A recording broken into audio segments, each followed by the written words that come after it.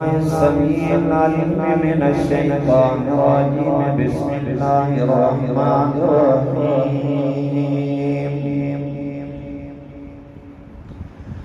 يرفع الله الذين آمنوا منكم والذين أوتوا العلم درجات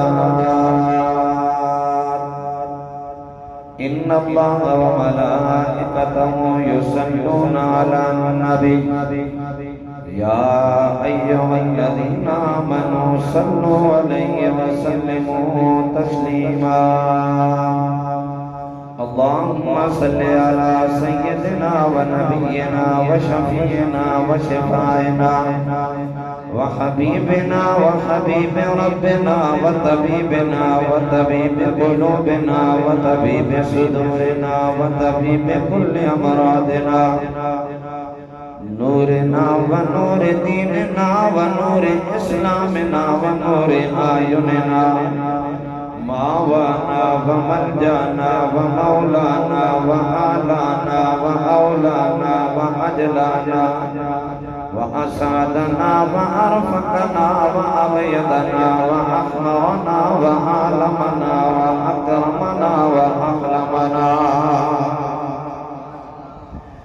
غوثنا وغیاثنا ومعیننا وقبر کے اندر جو کہ عظمت مصطفیٰ علیہ التحیت و ثنا کے نام سے موسوم ہے، اس میں حاضر ہے اور ہر سال کی طرح اس سال بھی درجن طلبہ اپنا اس ادارے کا دورانیہ پورا کر کے اب علم و حکمت کے باہر بے کنار سوز و گداز اور عشق و محبت سے گونجی ہوئی مٹی کے شہر میرا شریف کی طرف تشریف لے جائیں گے،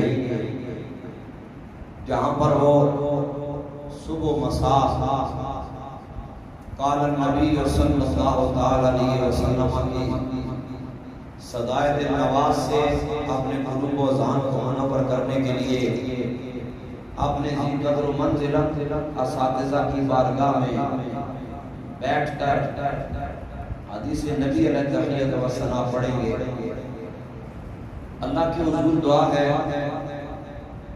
کہ مالک الملک اس ادارے کے اساتذہ کرام کی محنتیں اور ان عالی مرتبہ طلبہ کی لگن کو اپنی بارگاہ عظیم وقار میں قبول فرمائے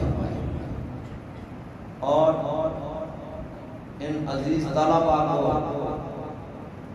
ان کے آباء، ان کے والدین اور خاندان اور علاقہ کے لیے مینار نور بنائے۔ حضرات گرامی،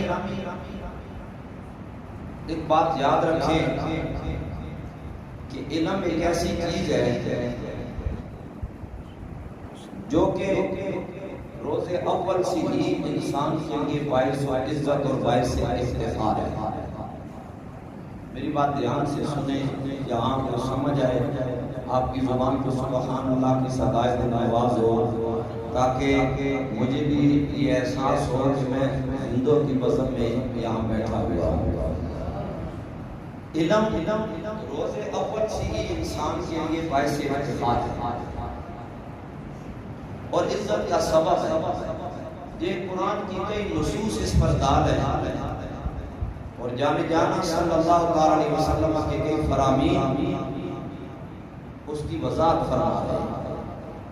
مثلا جب جناب آدم علیہ نبینا علیہ السلام کو اللہ کریم نے اپنی منشا اور ارادہ کے مطابق اپنا نائب اور خلیفہ بنا کر اللہ کریم نے بھیجنا چاہا تو فرشتوں سے جو پہلی میٹنگ ہوئی،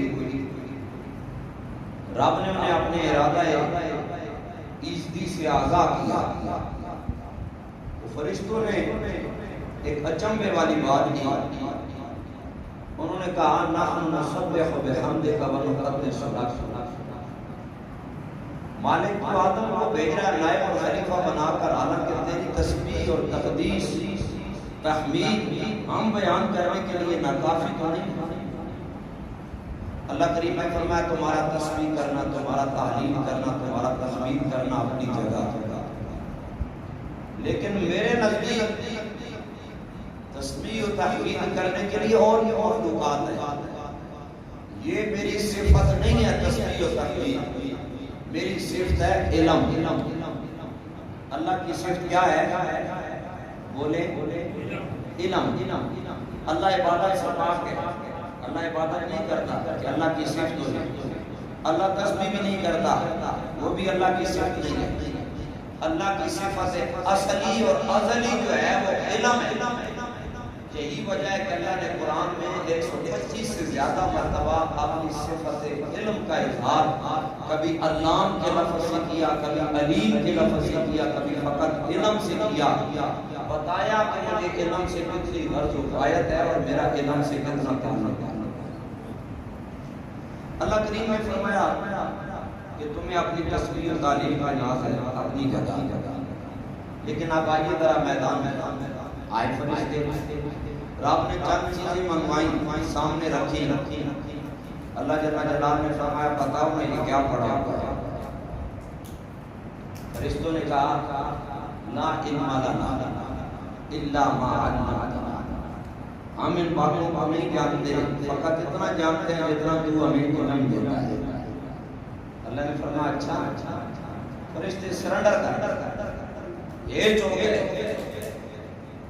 اللہ جل جلالہ نے فرمایا اب میرے آدم کو بلاؤ. جب جناب آدم حاضر خدمت ہوئے، اللہ نے فرمایا ہم بھی اسماء ہؤلاء، آدم کی جتنی چیزیں پڑھی ہیں ذرا گن کے بتاؤ کیا کیا ان کے نام کیا ہیں. جناب آدم علیہ السلام کے سب کے نام گن کے بتائے، یہ پڑھا ہے، یہ پڑھا ہے، یہ پڑھا ہے. جب سارا کچھ بتا دیا نا تو اللہ نے فرمایا فرشتو یہ وجہ ہے کہ میں آدم کو اپنا نائب بنانا چاہتا ہوں. تمہارے پاس علم نہیں ہے، میرے آدم کے پاس علم کی صفت موجود ہے جس کی وجہ سے میں آدم کو اپنا نائب اور خلیفہ بنانا. تو فرشتوں نے کہا مالک یہ تو ہمیں پتہ ہی نہیں تھا. اللہ کریم نے پھر فرمایا انی اعلم ما لا تعلمون. اللہ نے فرمایا میں تمہیں پہلے نہیں فرماتا تھا کہ جو میں جانتا ہوں وہ تم نہیں جانتے. اب قرآن حکیم کی سایہ مقدسہ سے پتہ چلا کہ اللہ کے ہاں عزت کے لیے لازم ہے کہ انسان کے پاس علم ہو. انسان کے پاس کیا ہو؟ علم ہو، فہم ہو، فراست ہو. پھر آپ کو ایک میں نقطہ اور قاعدہ اور کلیہ بتاؤں. اندر فقہاء جائیں، محققین جائیں، محدثین جائیں، مفسرین جدھر بھی جائیں، جیسا دعویٰ ہوتا ہے دلیل ویسے چاہیے. مثلا کوئی بندہ زمین کا دعویٰ کرتا ہے تو جواب دعویٰ میں زمین کی بات ہی کی جائے گی، آسمان کی بات نہیں ہوگی. مثلا میں کا دعویٰ کرتا ہوں، میں کہتا ہوں کہ قاری صاحب نے کہ عدالت میں جاتا ہوں جی میرے 4 کنال یہ رقبہ فلاں فلاں جناب خسرہ نمبر ہے، اتنے جریب ہے، اتنی سرسائی، اتنے کنال واٹس ایور، یہ انہوں نے میرا ہڑپ کیا ہوا ہے، یہ میرا جدی رقبہ ہے، مجھے چاہیے. اب قاری صاحب کو جب عدالت بلائے گی تو یہ بھی اسی زمین کے بارے میں جواب دعویٰ جمع کرائیں گے کہ میں نے جی ان کے فلاں سے خریدی تھی یا ویسی دعویٰ کر رہے ہیں، یہ زمین کے کاغذات ہیں. یہ تو سمجھ آتی ہے بات، جیسا دعویٰ ویسے جواب دعویٰ، جیسا دعویٰ ویسی دلیل. لیکن اب میں کہوں جی میرے زمین انہوں نے ہڑپ کی ہوئی تو یہ آسمان کے کاغذ لیں، یہ درست ہو؟ بولیں یہ درست ہو؟ آپ کو بات سمجھ آئے گی تھوڑی تھوڑی. آپ اپنی کھڑکیوں کھولیں تو سمجھ آئے گی. ہم نے حضور کے آقا کے ٹکڑے کھائے ہیں، ہمیں الگ دلیل باتیں نہیں آتی، ہم قرآن و سنت کے قیام بارے میں رہنا چاہتے ہیں. اب جیسا دعویٰ ہو ویسی دلیل چاہیے.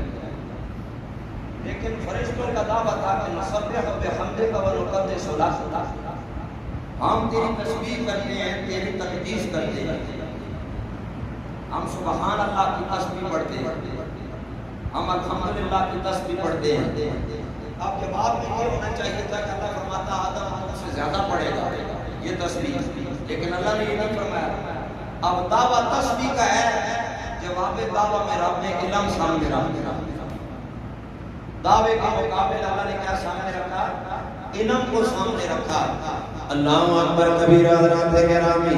گویا اللہ جل جلال نے دنیا کے سامنے یہ پیغام واضح کیا ہے. انسانیت کی ابتدا سے ابتدائے آخری میں سے اللہ جل جلال نے دنیا کو یہ پیغام دیا ہے. ارے لوگوں تسبیحات و تعلیلات کا اپنا مقام ہے, تسبیحات و تعلیلات کا اپنا مرتبہ ہے, لیکن جو عزت اللہ نے علم کو عطا فرمائی کائنات میں اور کسی کے حصے میں نہیں آئی ہے. نعرہ تکبیر, نعرہ رسالت, نعرہ رسالت, نعرہ تحقیق, نعرہ حیدری. کا کوئی نہ کوئی طریقہ ہے, لیکن اگر دل کی صفائی چاہتے ہو اللہ کا ذکر کرو, اللہ تمہارے دلوں کو صاف فرمائے گا. حضرات گرامی, اب یہاں بات سمجھنے والی ہے. اگر جناب آدم کو اللہ اپنا نائب بنائے, اللہ جل جلال نے اپنی اصلی صفت کا انہیں مظہر بنایا ہے.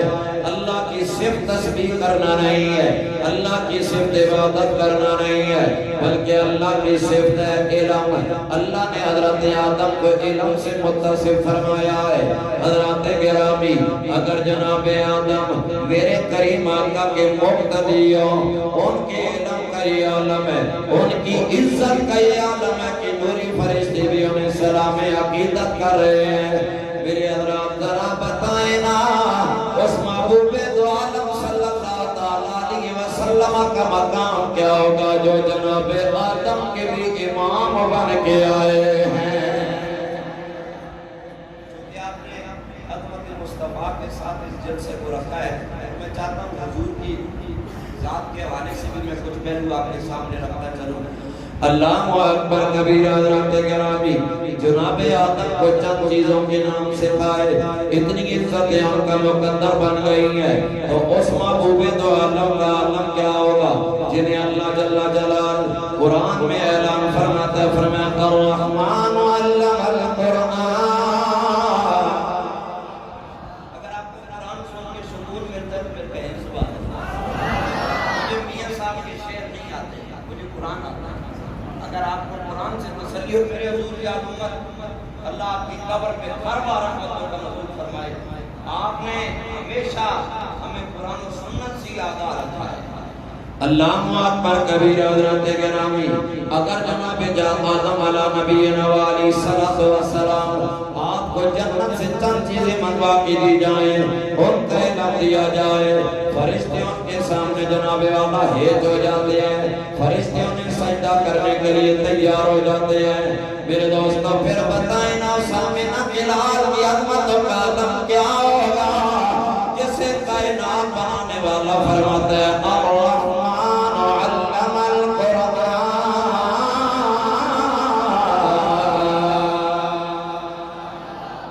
رحمان نے اپنے حبیب کو قرآن کی تعلیم دی. اب شاگرد کی ویلیو کا اندازہ اس کے انسٹیٹیوٹ سے لگایا جاتا ہے, اس کے اساتذہ کے معیار حیات سے لگایا جاتا ہے. شاگرد کی زندگی کے متفرق پہلو دیکھنے ہوں, اس کی مادر علمی کا وزٹ کر لے, اس کے اساتذہ کو جانچ پڑتال کر لے. حضرات گرامی, مجھے ناز ہے کہ میں نے علم و حکمت کے مرکز دارالعلوم محمدیہ غوثیہ بیرا شریف سے پڑھا ہے. میں نے ان جیسی ہستیوں کے سامنے زانوئے تلمس طے کیا ہے. مجھے ناز ہے, مجھے فخر ہے اس بات پہ کہ میں نے ان لوگوں سے پڑھا ہے جن کی صبح مساء اللہ کی یاد میں گزرتے ہیں, رسول دو عالم صلی اللہ علیہ وسلم کے در دولت کی در غریب میں گزرتے ہیں. حضرات گرامی, اگر 14 صدیوں کے بعد اگر میں اساتذہ جو انسانی شکل میں ان سے پڑھوں تو مجھے اتنا نال ہے, بلا تشبیہ بلا تمثیل. بتائیں نا میرے کریم آقا کے نام کا عالم کیا ہوگا جنہیں کسی دنیا دار نے نہیں پڑھایا بلکہ جنہیں کائنات کے پالنہار نے پڑھایا ہے. یہی وجہ ہے میرے امام عاشقاں شاہ امام محمد رضا خان علیہ رحمت الرحمن, آپ نے قلم اٹھایا اور فرمایا سب سے اعلیٰ و اعلیٰ ہمارا نبی, سب سے بالا و اعلیٰ ہمارا نبی, اور بجھ گئی جس کے آگے سبھی مشعلیں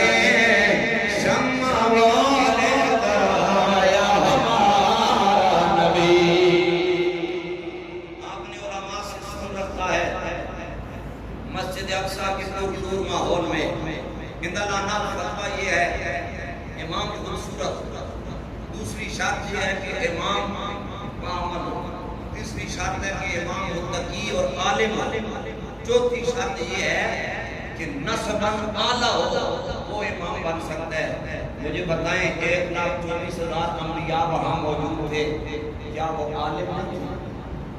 بولے کیا ان کے پاس علم نہیں تھا؟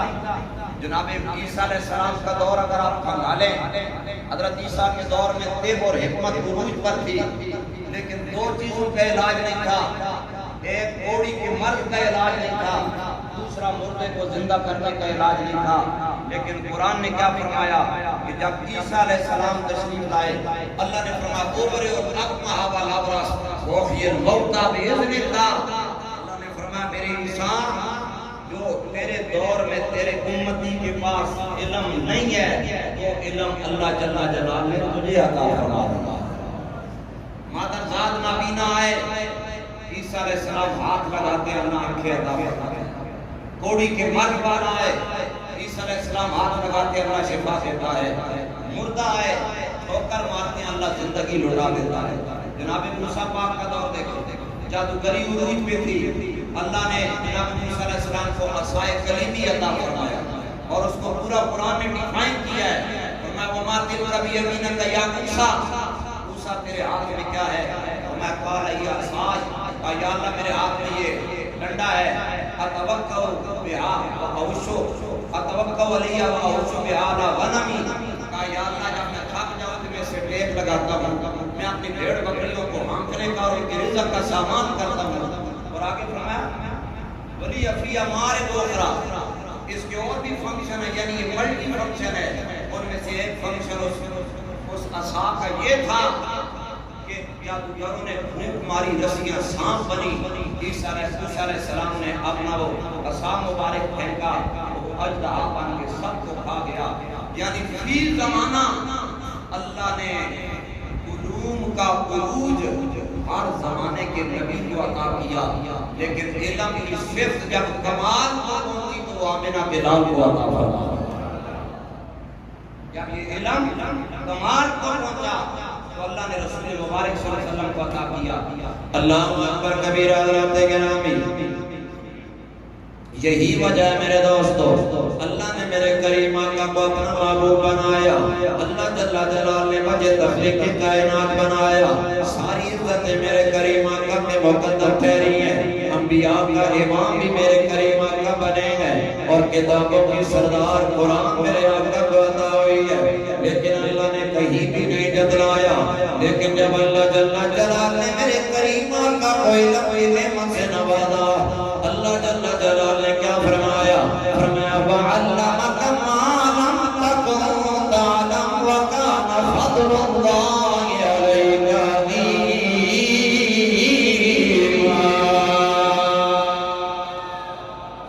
آپ بولنے میں بہت کنجوسی کرتے ہیں، قرآن سننے کم از کم بندے کو ایک کیفیت ہونی چاہیے۔ اللہ جل جلالہ نے اعلان فرمایا، فرمایا وَعَلَّمَكَ مَا لَمْ تَكُن تَعْلَمُ، اللہ نے فرمایا اے میرے حبیب لبیب صلی اللہ علیہ وسلم، آپ جو جانتے نہیں ہیں اللہ نے وہ آپ کو علوم سے نوازا ہے۔ آگے فرمایا وَكَانَ فَضْلُ اللَّهِ عَلَيْكَ عَظِيمًا، نبیوں کا سلطان بنایا، لیکن یہ نہیں فرمایا کہ میں نے فضل عظیم دیا ہے اور جناب والا امامت انبیاء مقدر میں آئی، یہ نہیں فرمایا کہ میں نے فضل عظیم فرمایا ہے اپنا دیدار کروایا، یہ نہیں فرمایا کہ میں نے فضل عظیم کمایا ہے، لیکن جب اللہ نے اپنے حبیب لبیب کو علم کی نعمت سے سرفراز بنایا، فرمایا بابو تیرے رب نے تجھ پہ فضل عظیم کر دیا ہے۔ اب علم کتنا دیا؟ میں تمثیلی بات کروں، ترمذی اور مشکات دونوں نے کتاب تفسیر میں حدیث موجود ہے، دھیان سے سنیں گے تو آپ کو سمجھ آئے گا۔ علم کی ویلیو دیکھیں، اور یہی قرآن کی نص ہے، الذین یعلمون والذین لا یعلمون، لوگوں بتاؤ کیا علم والا اور جاہل برابر ہو سکتا ہے؟ یہ قرآن خود فیصلے لے رہا ہے۔ کتاب التفسیر میں ایک روایت ہے، ترمذی نے لکھی ہے، صاحب ترمذی اور صاحب مشکات، صبح کی نماز کا وقت ہے، میرے حبیب صلی اللہ علیہ وسلم تھوڑی دیر سے تشریف لائے نماز میں۔